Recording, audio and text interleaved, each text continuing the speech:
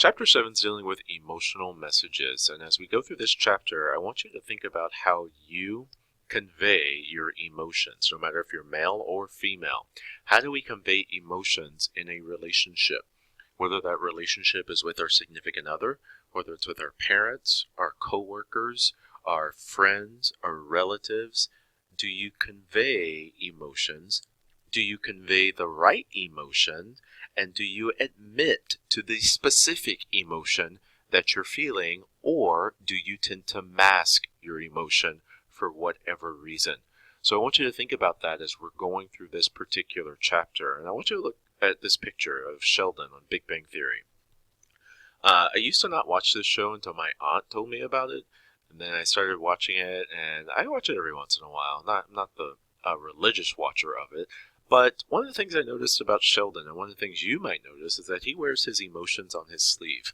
He's not afraid to tell people how he's emotionally feeling, or he's not afraid to give a certain look that shows how he's emotionally feeling in a particular moment, in a particular instance. Sometimes that's good, sometimes that's not so good. And that's exactly how emotions work in our relationships. For some of you, there's a reason you don't convey the emotion that you should be conveying or displaying, and there's a reason why you mask certain emotions. So I want you to think about that as we're going throughout this chapter. This is the lecture that I use for my face-to-face class, and I'm just going to go through it and point out a few things that I want you to be aware of. One of the things I want you to be aware of is this idea of reappraisal right here. Oops, let me go back. Reappraisal. Reappraisal means the rethinking of an emotionally charged event that alter the emotional impact. Think of a situation in which you felt some sort of strong emotion. Maybe you were mad, you were sad, you were upset, you were angry, you were furious, you didn't feel too much about it. When we talk about reappraisal, we're reappraising that particular situation and asking ourselves, is there some sort of alternative here? The example, if you were in the student union here at University Park and your best friend's in there and you see your best friend but they ignore you completely. Some of you might get mad, some of you might get upset, some of you might get furious, but reappraisal states, is there something else here that I could think differently about this particular situation? I'm rethinking the meaning of this particular event, and it's going to alter my emotional impact. Rethinking the meaning. My friend did not see me here because she was studying or he was studying, or maybe they just weren't paying attention, or maybe I wasn't in the right spot, so that caused them not to see me. So if I rethink it in a different light, now my emotion's going to change. Oh, okay, well maybe they didn't see me, so it's not that big a deal. As opposed to, they were in the union and I was in the union and they didn't say hi to me. If we can reappraise an event, we could possibly change the emotion, and that could make it a little bit better. For some of you, it can make it a little bit worse. But going back to this idea of reappraisal, is there another alternative there that I'm not thinking about that could change my emotion in this particular situation? That's what we mean by reappraisal. When we talk about our emotions in culture, one of the things that's always shocked me in studying communication is the phrase "I love you." Americans use this the most. So for a few extra credit points on this module, on this discussion, why do you think this is true? Why do you think Americans use the phrase "I love you" the most out of any culture in the world? And you don't have to research this. You just give me your thoughts and your feelings on why you think we do this the most of anybody throughout the world, and just send that to me in an email.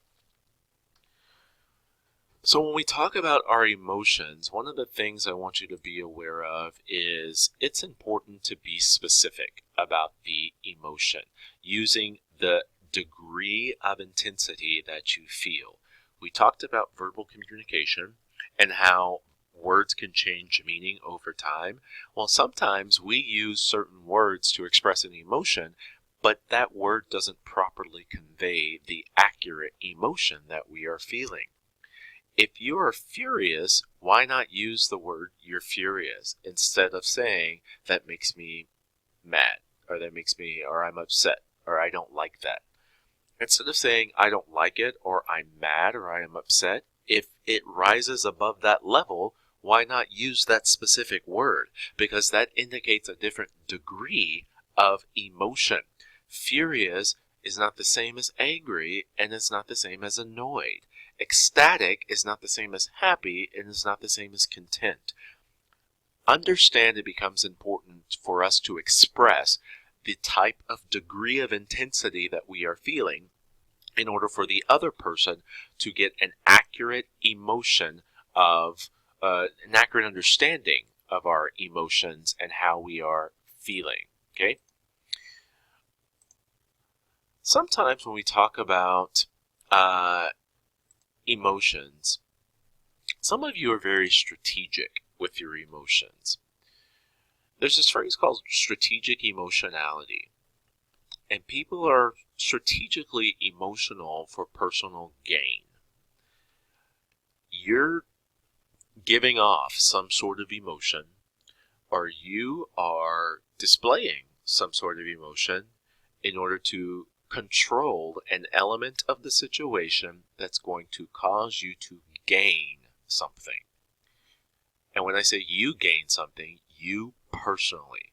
The other person loses, right? So you win, and that's venturing into one of our last lectures of the year dealing with conflict.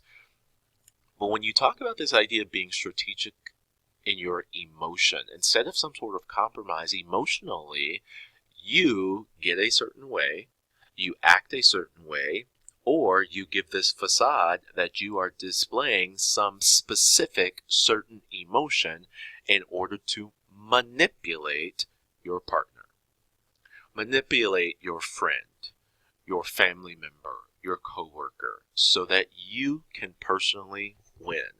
And I want you to ask yourself, is this ethical?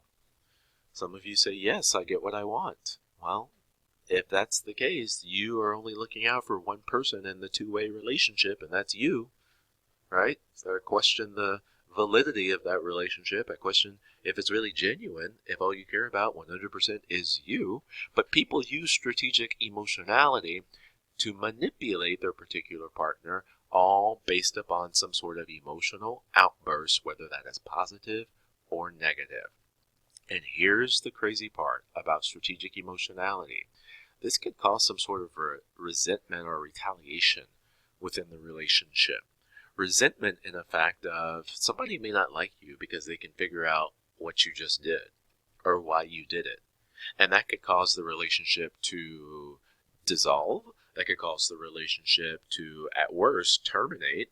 That could cause essentially someone in the relationship to say, I have no idea when you're being genuine or when you are not.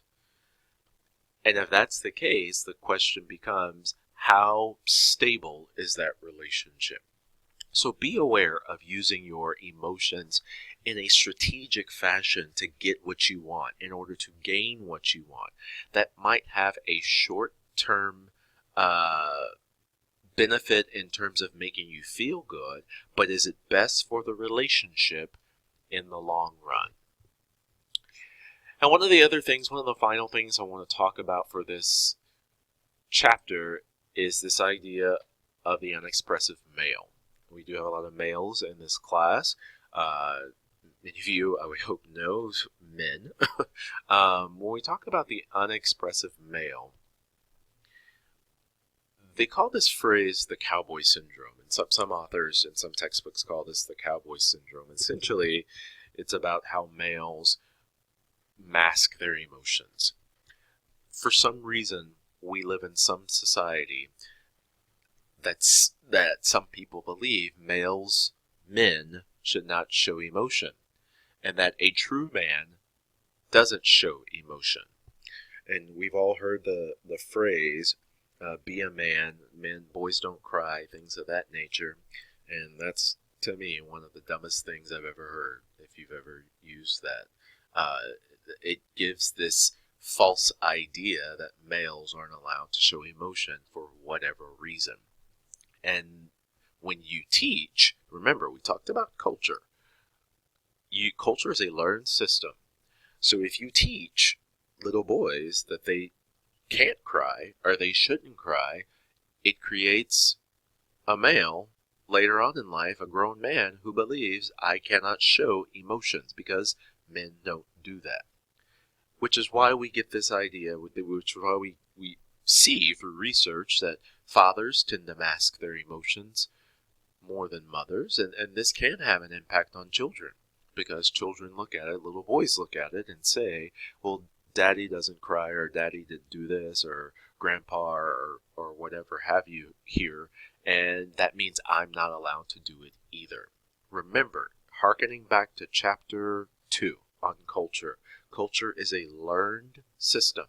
So if you learn this from your father, if you learn this from grandpa, if you learn this from your tío, then they grow up to think that that's how it is, that's how it works. But it's not just with males either. Females can get this idea that men aren't supposed to do XYZ when it comes to emotion. And then we talk about this idea of the difference of emotion between men and women then. And it sets up this notion that women are more emotional than men. And when you talk about women being more emotional than men, the question becomes, is it really that women biologically are more emotional than men, or we have set up our society to state that men aren't allowed to show emotion, therefore men suppress emotion as opposed to women, and in reality both men and women are emotional, but our society dictates that a social rule, a social norm, that men should not express emotions and women are allowed to. And when we set up that social norm and that social rule, it then creates this false identity and this false characteristic that because you express emotion, because females express emotion, or because females are too emotional, that means they are weak. Are you seeing how this all connects? There's no rule or law that says because you express emotion, you're weak. Are there females who express emotions who are 100% strong and stronger than males? Oh, hell yes, there are. Are there males throughout this country, throughout this world, who express emotions and they are still strong people? Yes. So when you talk about this idea of expressing emotion, there's almost this double standard when it comes to males and females, right? Men are not allowed to do this because if they don't express this emotion, or if they do express this emotion, they're considered weak, they're not considered strong, they're not considered manly. And the question becomes, well, who the hell made that rule? There's no guarantee of that. There's no rule or law that says if a male or a boy expresses emotions, that doesn't mean they're going to be strong. That doesn't mean they're going to be successful. And there's no rule or law that states if a woman expresses emotion, or if a little girl expresses emotion, that means they're automatically weak.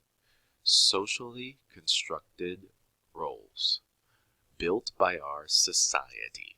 So I want you to pay attention to those social and cultural norms when it comes to males versus females and our idea of expressing emotion.